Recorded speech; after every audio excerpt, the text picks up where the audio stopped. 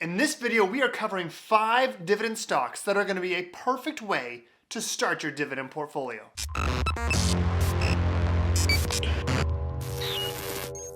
I remember picking my very first dividend stocks, and I was really terrified. I remember thinking to myself, these dividend stocks are going to go nowhere, I'm going to fail at this, they're going to cut their dividend, and I'm going to be back to square one. When we first get started with dividend stocks, it can be very nerve-wracking and difficult to really feel confident about what we choose. I've gained some experience over the years, which has helped me develop my own key dividend metrics, but I still remember what was really important to me when I got started. So these 5 dividend stocks are from 5 different sectors of the economy, and they reflect the metrics that I think are really critical for new dividend investors.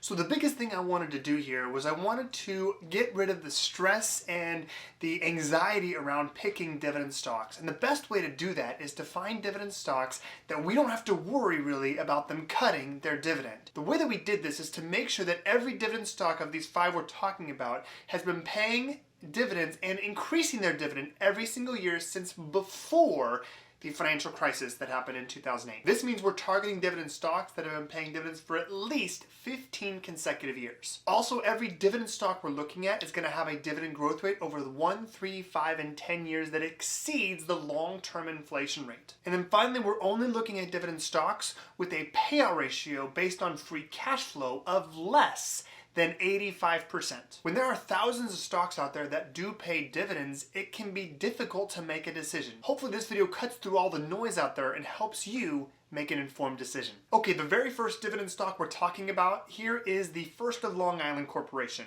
ticker symbol FLIC. It's in the financial sector of the economy. It's a bank, and it's been paying dividends consecutively and increasing that dividend every year for 25 years. It's a dividend champion. The 1, 3, 5, and 10-year growth rate all green at 5.5, 17.9, 7.1, and 6.8. Current dividend yield as of February 10th, 3.66%.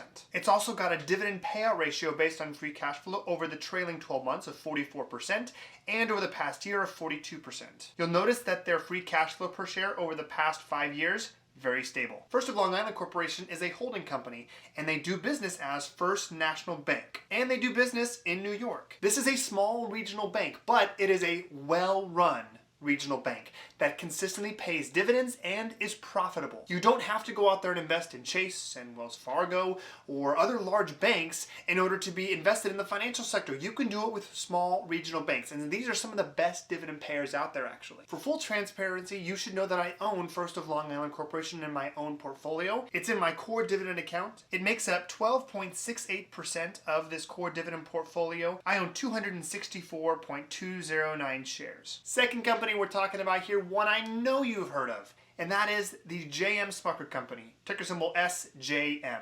They are in the consumer staples sector of the economy, in the food products industry. Some of these brands I know you've heard of, others you might not have. They have a number of coffee brands, including Dunkin' and Folgers. Then some of the more well-known brands, such as Smucker's and Jif Peanut Butter. And they also have a number of pet food brands as well. I know you've heard of Kibbles and Bits and Milk-Bone, Meow Mix, etc. The J.M. Smucker brand is one that is very well diversified across multiple different types of consumer products and is a staple of our consumer industry. The J.M. Smucker Company has been raising dividends consecutively every single year now for 25 years. They are all green and very consistent on their 1, 3, 5, and 10-year growth rates at 6.2, 5.1, 5.9, and 7.5%.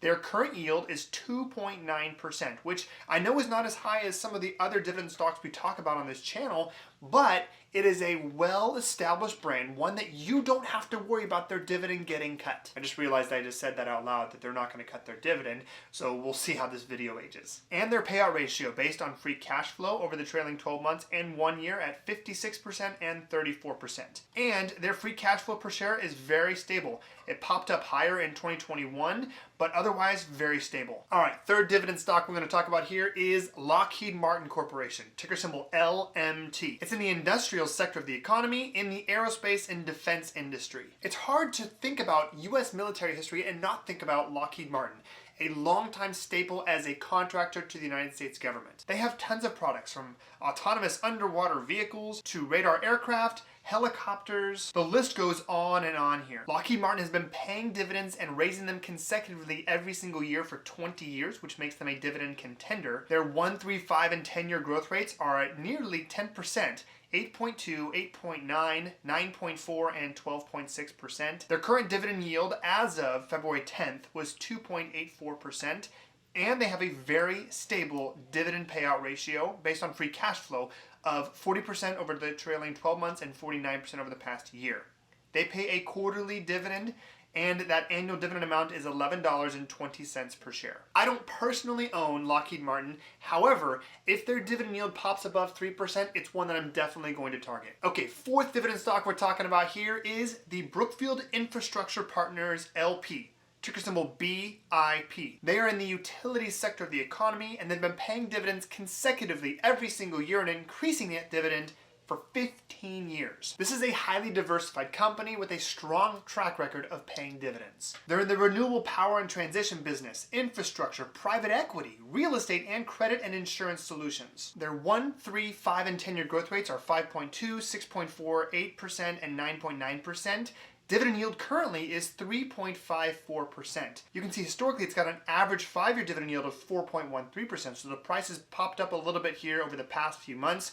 So you can expect that the dividend yield might go up in the future. Now it does have a slightly elevated payout ratio based on the trailing 12 months, but historically the past year it's at 62%. We can generally expect though with utility companies and with energy companies that they might have higher dividend payout ratios because they have more infrastructure that they have to maintain. They pay a quarterly dividend and their annual dividend is $2.16 per share. Very stable on their free cash flow. All right, final dividend stock we're talking about here is one that I also own in my dividend stock portfolio in the core dividend portfolio, and that is Bristol Myers Squibb Company, ticker symbol BMY.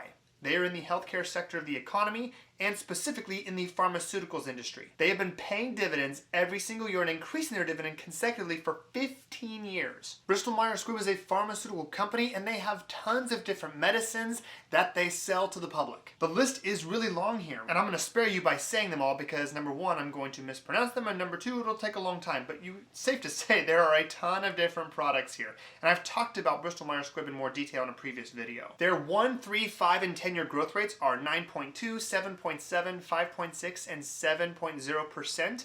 Their dividend yield currently is 3.22%, and they've got a dividend payout ratio on the trailing 12 months and 1 year that are both in the green at 37 and 50%. If you like this video, check out this one right over here. It's going to be a great next step for you on your dividend education journey. That's all I got for you guys in this video. Have a great rest of your day, and please continue to stay healthy, both physically and financially. Have a good one.